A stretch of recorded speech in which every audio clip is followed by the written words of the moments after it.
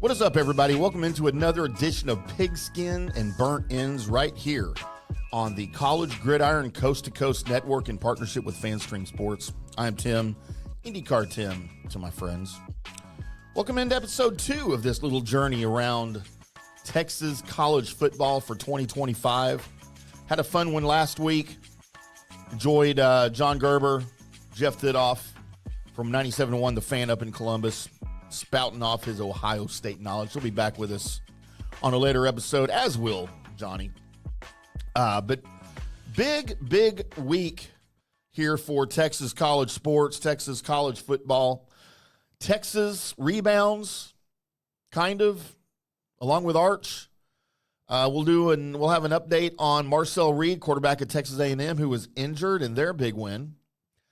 You had the SMU Mustangs playing their old Southwest Conference rival, and look, there is nothing I enjoy more than an old Southwest Conference rivalry renewed. I was part of the Southwest Conference. I grew up around the Southwest Conference, and I miss the Southwest Conference. I'm not going to lie. But Baylor and SMU matching up for, I believe, just like the 7th time since the Southwest Conference folded after the 95 season. Texas Tech without a weather delay. Who's going to stop that offense? I mean, I'm sure we'll find somebody, but good Lord. And then Houston, Connor Weigman, rolling again against crosstown rival Rice. We've got all of that for you right here on Pigskin and Burnt Ends on the College Gridiron Coast to Coast Network. But first, we need to remind everybody that this episode of Pigskin and Burnt Ends is sponsored in part by TicketSmarter. The 2025 college football season is here, and we know you're looking for the best seats at the most competitive prices, and we want to make sure you take advantage of TicketSmarter and their mobile app. We know that more than ever, buying college football tickets requires trust, especially online, and TicketSmarter has partnered with more than 100 universities and 24 conferences as their official ticket resale marketplace. They also have partnered with ESPN Events as an official ticket resale partner. Purchase your tickets quickly, securely, and at the best prices on the secondary market with the TicketSmarter mobile app or at TicketSmarter.com. We have 2 great offers for our listeners. You can save $10 on your purchase of $100 or more on TicketSmarter by using the code LWOS10. And if you spend more, you save more. Because if you spend $300 or more and use the promo code LWOS20, you'll save $20 off your purchase. And these codes are not just a one-time offer either, guys. Use our codes over and over and over again this season to save for the best selection of seats to this year's biggest games. Don't wait. Get the best selection and pricing now with TicketSmarter. And remember our codes LWOS10 and LWOS20.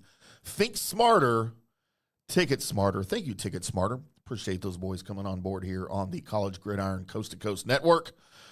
Let's talk some college football, shall we, though? Let's start with the Longhorns. Of course, after the fiasco in Week 1 at Ohio State, there was a lot of criticism on not just Arch Manning, but the offense in general, the play calling, the offensive scheme. And I said at the time, the demise of Arch Manning and the Texas Longhorns has been greatly exaggerated. There's nothing wrong with the Longhorns right now, guys. Look, first-year quarterback. Yes, I know he's played games, but he is the starter for the first time this year. Going into the reigning national champions to their house, and not just any reigning national champion's house, the big house. Oh, sorry, the big house. They're going to hate me for saying that. The Horseshoe. I jest. The Horseshoe up in Columbus as a first-time starter. I don't care what your name is. With that defense, oh, by the way, led by Matt Patricia, who's got some Super Bowl rings in the NFL, and who knows defense. All right, wasn't a great head coach in the NFL, but no one can argue that he is not a more than adequate defensive coordinator. And now he brings his knowledge to college football, and he masterminded the absolute perfect defensive scheme against a first-time starter in college football. I don't care if it's the SEC, the Big Ten, wherever you're playing. It was a masterclass in defense that I'm sure every defensive coordinator that plays Texas the rest of the way will try to duplicate. But that's not always easy, especially with a Matt Patricia defense. Texas rebounds 38-7 over San Jose State. Arch Manning threw 4 touchdown passes as number 7 Texas rolls past the Spartans. And look, there's still some things to criticize in Arch Manning's game. But he's getting there, guys, all right? Just give him a minute. It's been 2 games, one against a really good opponent, one against a not really good opponent. And he's showing signs of progress. He's getting some confidence. Who's not going to get confidence against the Spartans, right? He went 19 of 30 for 295 yards. He had 1 interception in his second game as a starter. He also scrambled for a 20-yard touchdown run in the third quarter for the now 1-1 Longhorns. If you remember last week at Ohio State, he was just 10 of 17 for 170 yards. He did have a touchdown along with a pick in the 14-7 loss there at the Horseshoe. Parker Livingstone was the beneficiary of most of those passes, most of those yards. Tight end Jack Endries, 2 touchdown catches in the first half. Manning and Livingstone combined for an 83-yard touchdown. It was the longest pass play for the Longhorns since 2017. Livingstone finished with 4 catches and 128 yards. Manning also had long completions of 36, 33, and 22 yards. After the game, Coach Sark said that he was happy with Manning's play. He was happy with the aggressiveness in his game, which is really part of his game, right? And that's what Ohio State took away from him. He threw the ball downfield. He was accurate. He did a great job extending plays, Sarkisian said. And he used his arm to create explosive plays, used his legs. Sarkisian had nothing but good things to say about Manning against San Jose State. Manning, though, was less impressed with his own performance. He cited the interception that he threw in the second quarter. Manning said he played sloppy. He said, you can't turn the ball over in the red area. I think he meant the red zone. He said he made a few more plays than he did against Ohio State, but once again, he did not think he was very efficient. And I will concur with Manning's evaluation of himself more than I will Sark's. And, there's not going to be a bigger critic for Arch Manning than Arch Manning. Maybe his uncles who claimed he was adopted after that game. No, I'm just kidding. Those were pretty funny memes, though, weren't they? In the AI-generated videos, Peyton Manning say he must be adopted. Those were pretty funny. But again, the demise of Arch Manning was greatly exaggerated, I thought. Earlier in the week, the Longhorns boasted about having their 24-game streak of forcing a turnover snapped during the Ohio State game. Well, that changed really quickly as they started a new one in the first quarter on Saturday. Safety Jelani McDonald tipped Walter Eaglett's pass, and Jalen Gilbo made the first interception of his career. The first of 4 turnovers by San Jose State. Of course, he took the ball with him, Gilbo did, to the post-game news conference. He was so excited. Eaglett, though, on the San Jose side, completed 21 of 42 passes for 188 yards with the 1 interception.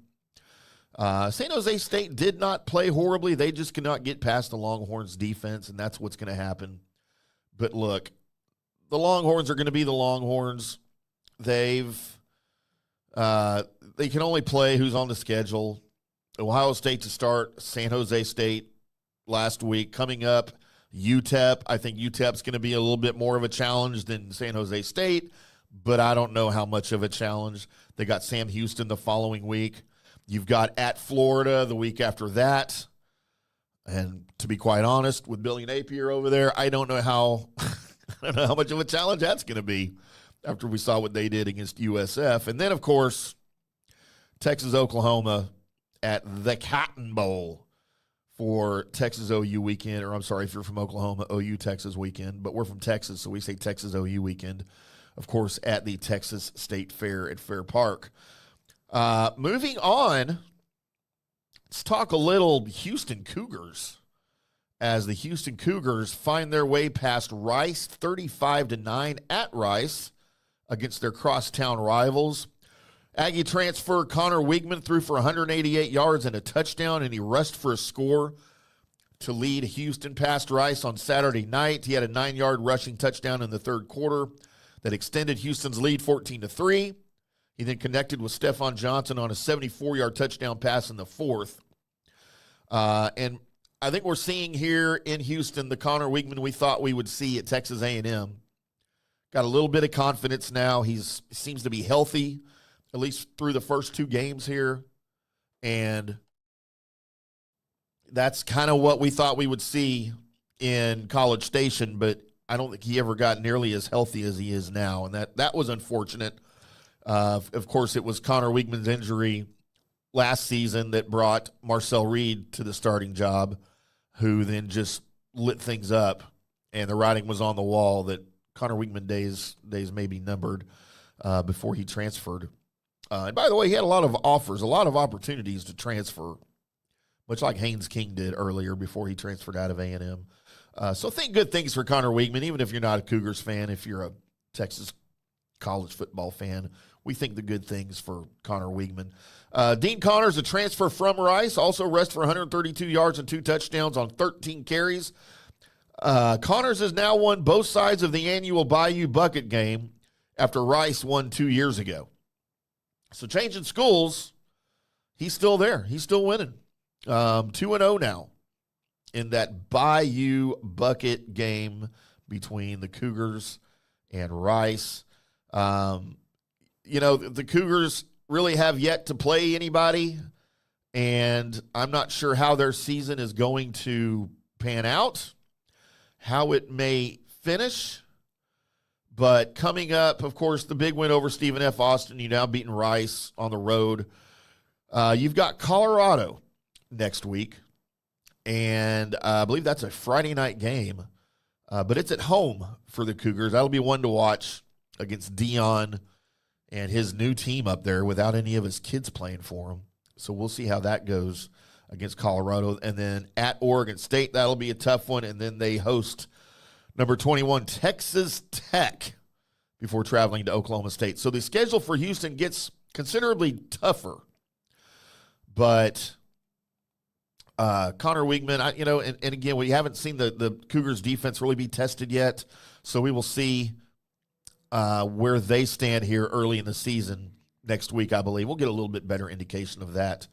Up in College Station, Marcel Reed sort of gave Aggies fans a little injury scare, as literally every breath was taken out of Kyle Field when he went down with an apparent injury in the third quarter against Utah State. The Aggies versus the Aggies. But he did share some good news via Instagram Live when he came back and said, "I'll be there for Notre Dame. I'll be there for you." Thank you, Bon Jovi. But, so yes, apparently the injury scare was just that. It was a scare. And if you were watching the game on Saturday against Utah State, it looked like he was already coming out of the game anyway, just because of the score. And O'Neal was already warming up on the sideline. And after the injury, he didn't need any extra warm-up time because he was already warm, because he knew he was already coming in the game.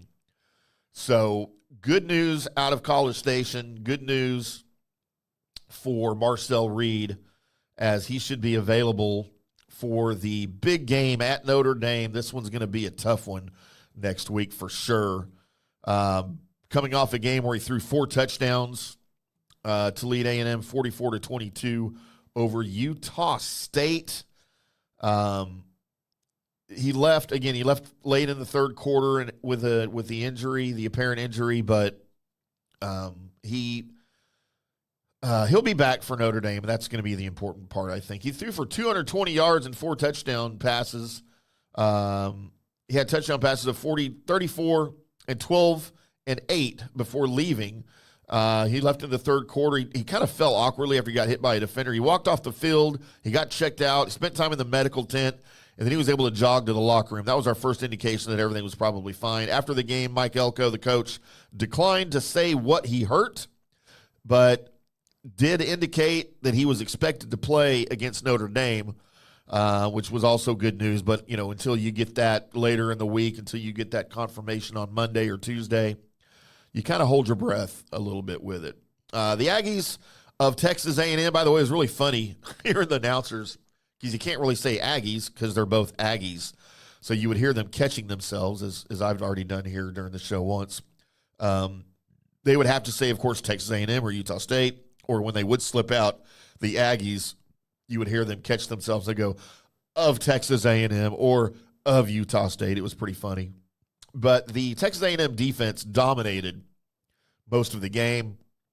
Cassius House sacked Bryson Barnes on 3 consecutive plays to single-handedly force a punt in the second quarter. It's the first time a player has had sacks on 3 straight plays since Jack Sitchie did it for Wisconsin against Southern California in the 2015 Holiday Bowl, according to research by the Texas A&M communications staff. Cassius Howe's a beast, you guys.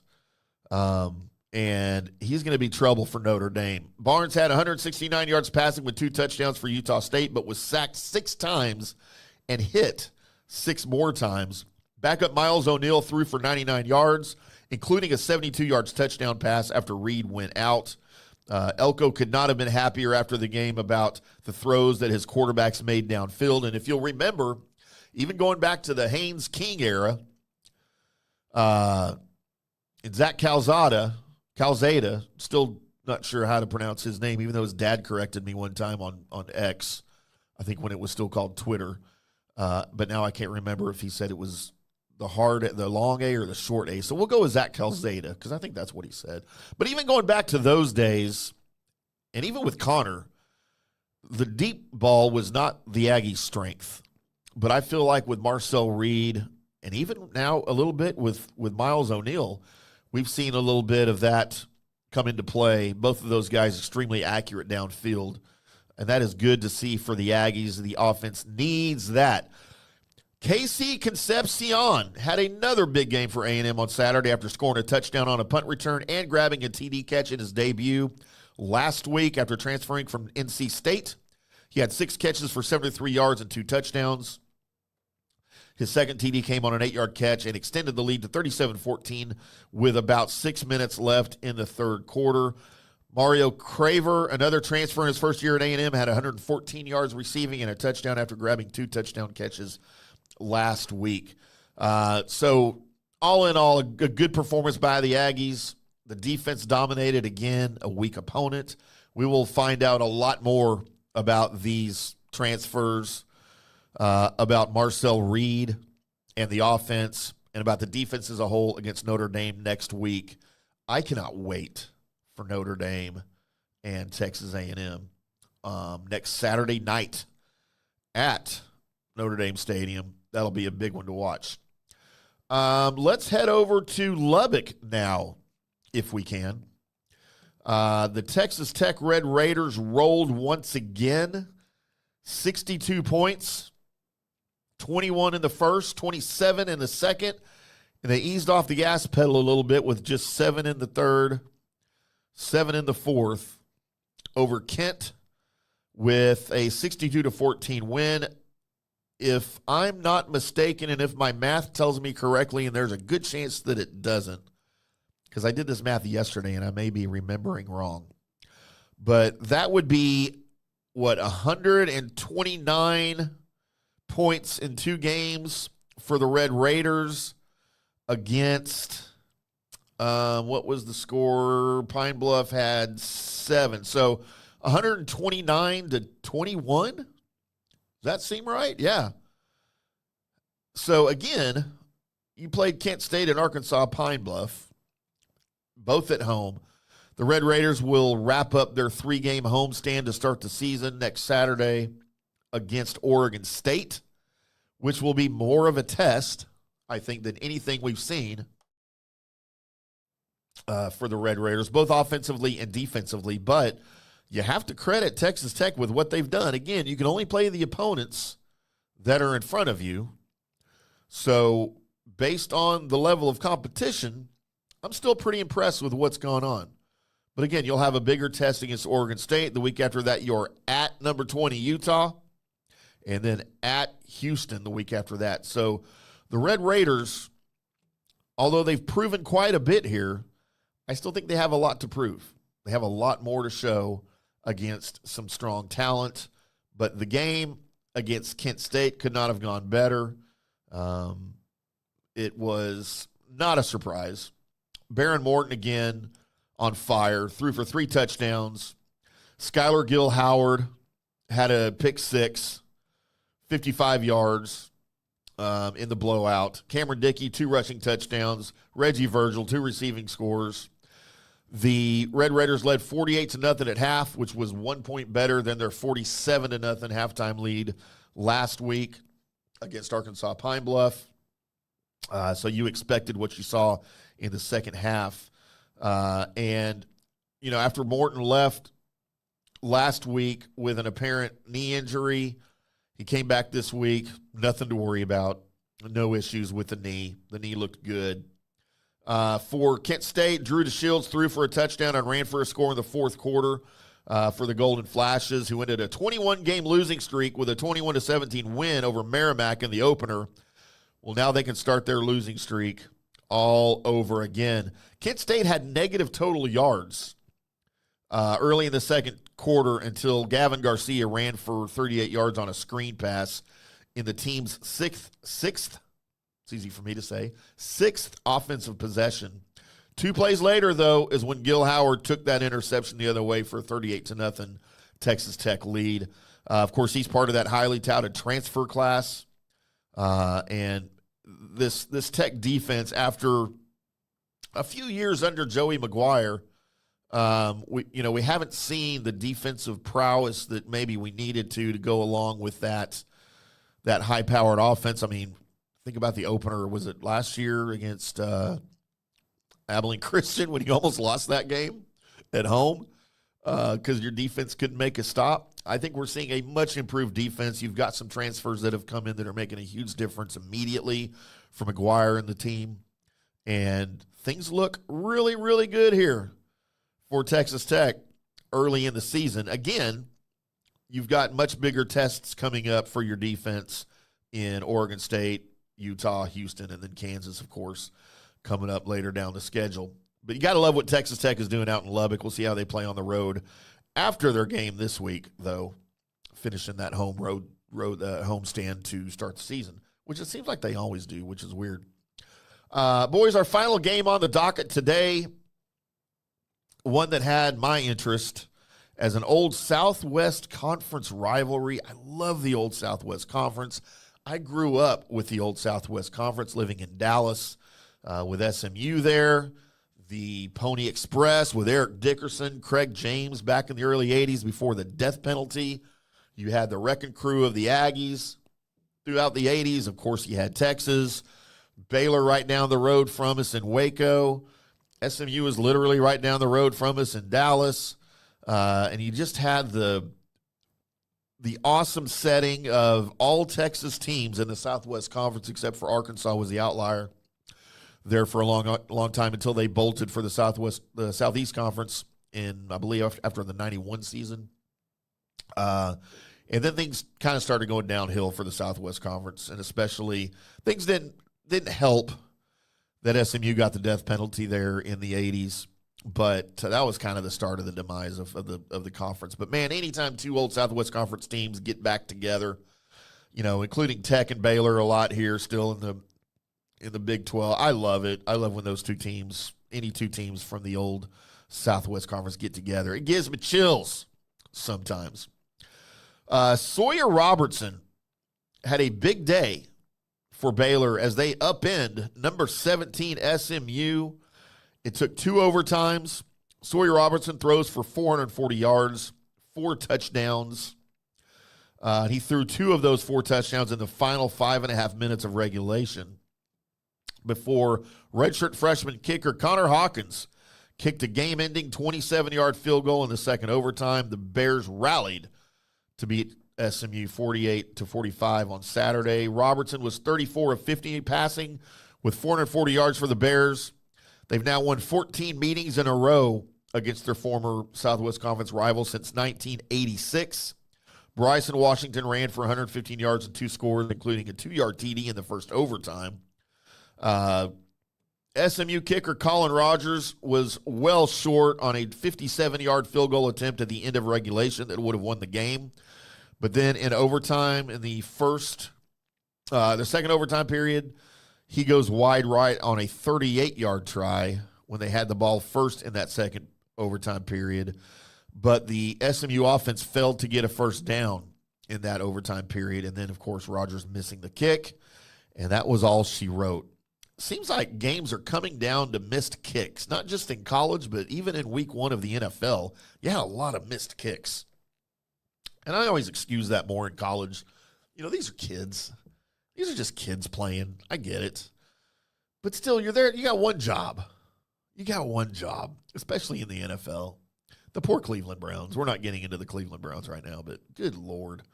They're just going to Cleveland. Kevin Jennings threw for 296 yards and 3 touchdowns with 2 75-yard scores, and then a 25-yarder to Romello Brinson on the Mustangs' first play and in overtime. Brinson had one of the 75-yarders on the first play of the game, and then Jennings hit freshman Jalen Cooper in stride for the other long score when he got open behind the secondary late in the second quarter. So, you know, we know what SMU did last year in the ACC, their first year there. I don't know if they're going to have the same success in the ACC this season. I believe the ACC is just better this year than they were last year. Clemson's better. I know they lost to LSU, but I think LSU is a national title contender. I don't think Clemson is. Miami certainly is better, which is weird to say without Cam Ward, but Miami is certainly better than they were overall as a team this year. Florida State is definitely better than they were last year, the 2-win season. So, you know, we hope good things for SMU. I haven't seen the polls yet this week. I don't know if they've fallen completely out of the top 25. Not sure they should be there right now.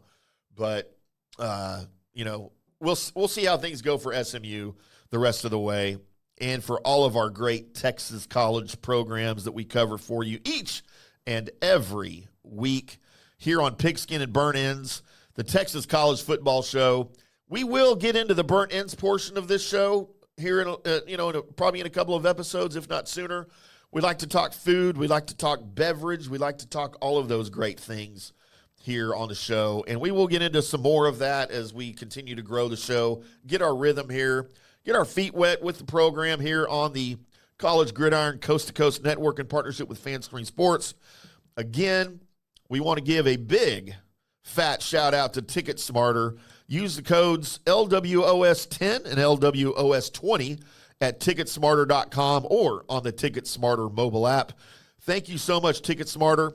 I am IndyCar Tim. We will come back with another Pigskin and Burnt Ends for you here in a day or two, or maybe for week 3. Not sure yet. We'll see how this thing goes. Find me on social media, across all social media, at IndyCar Tim. I would love to hear from you and talk college football. Until next time, boys and girls, we'll see you.